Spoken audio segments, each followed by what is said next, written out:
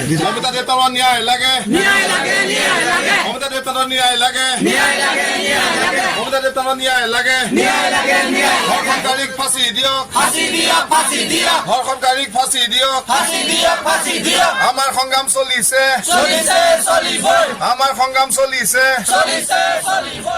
নমস্কাৰ, মই বৰ্তমান উপস্থিত আছোঁ তিনিচুকীয়া জিলাৰ মহাকালী গ্ৰাউণ্ডত উপস্থিত জানিবলৈ পাইছিলোঁ আমাৰ আজি কেইদিনমানৰ আগতে যি কলিকতাৰ ঘটনা এটা ঘটি গৈছে, মৰ্মান্তিক ঘটনা বুলি ক'ব লাগিব, দুখৰ বিষয়।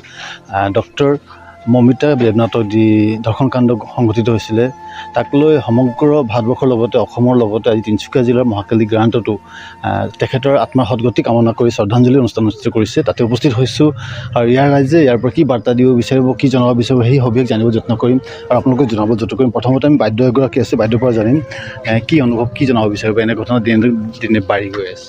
অনুভৱ মানে আমি দুখিত আৰু আজিকালি ছোৱালী সুৰক্ষিত নহয়, তাই ডক্তৰ হৈ যদি মানে সুৰক্ষিত নহয় আৰু আমিবোৰনো ক'তনো, আমিতো সাধাৰণ তেনেকৈ দুখ লাগিছে আৰু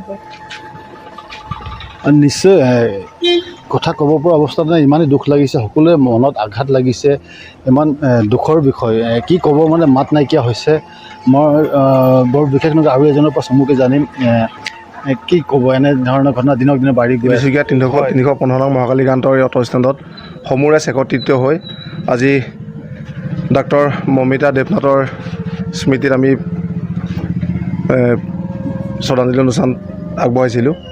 খুব আচলতে দুখ লাগিছে এইটো কাৰণে, যিহেতু ভাৰতবৰ্ষত নাৰী নিৰ্যাতন ইমানেই তীব্ৰ গতিত আগবাঢ়িছে, ক'বলৈ একচুৱেলি ভাষা নাই। যিখন চৰকাৰৰ দিনত নাৰীৰ সুৰক্ষাৰ কথা কৈ থাকে প্ৰত্যেক মুহূৰ্তত, কিন্তু আজি সেইখন চৰকাৰৰ দিনত এই ভাৰতবৰ্ষতে আমাৰ নিজৰ এই ভগ্নী বা যিয়েই নহওক নাৰী নিৰ্যাতন চলি আছে। সিদিনা আজি অলপ দিনৰ আগত মণিপুৰত হৈ গৈছে, আজি 2 দিনৰ আগত কলকাতাত হৈ গৈছে। এনেকৈ যদি নাৰী নিৰ্যাতন চলি থাকে তেতিয়াহ'লে ভাৰত চৰকাৰখনে কি কৈছে, গৃহ বিভাগ কি শুই আছে নেকি? বিজেপি চৰকাৰে বাৰম্বাৰ কৈ আহিছিলে যে নাৰী সুৰক্ষা কৰিম, ক'ত নাৰী সুৰক্ষা হৈছে? আজি সিদিনা মণিপুৰত হৈ গৈছে, তাৰপিছত আজি কলকাতাত হৈ গৈছে।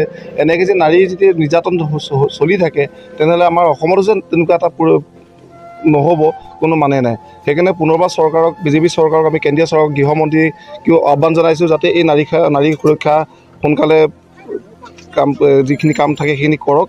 আৰু এনেকৈ যদি চলি থাকে কিন্তু আৰু নাৰী নিৰ্যাতন চলিব, সেইটো সঁচা কথা। আৰু যিসকলে ডাক্তৰ মমিতা দেৱনাথক হত্যা কৰিলে তেখেতলোকক অতি সোনকালে গ্ৰেপ্তাৰ কৰি আমি ফাঁচি দিবলৈ অনুৰোধ জনাইছোঁ। সমূহ ৰাইজে আজি মমিতা বাইদেউৰ শ্ৰদ্ধাঞ্জলি অনুষ্ঠানত আমি সকলোৱে উপস্থিত হৈছোঁ।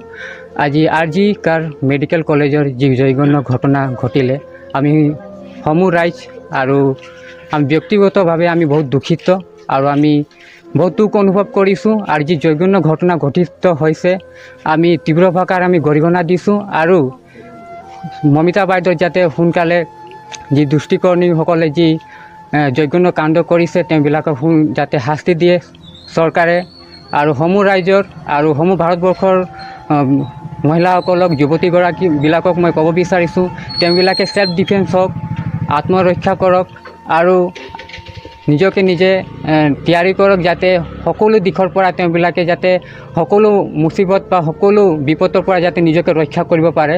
মই ইমানটো ক'ব বিচাৰিছোঁ। ধন্যবাদ। যিসকলে এনেদৰে কাণ্ড সংঘটিত কৰিছে তেখেতসকলক নিশ্চয় উচিত তদন্ত কৰি ফাঁচি দিব লাগে বুলি অনুৰোধ জনাইছে আৰু উপযুক্ত শাস্তি সেইটোৱে হ'ব, মৃত্যুদণ্ডই হ'ব বুলি আশা ৰাখিছোঁ। বৰ বিশেষ নহয়, ভিডিঅ'টো শ্বেয়াৰ কৰিব বুলি আশা ৰাখি মই বিদায় লৈছোঁ। ধন্যবাদ।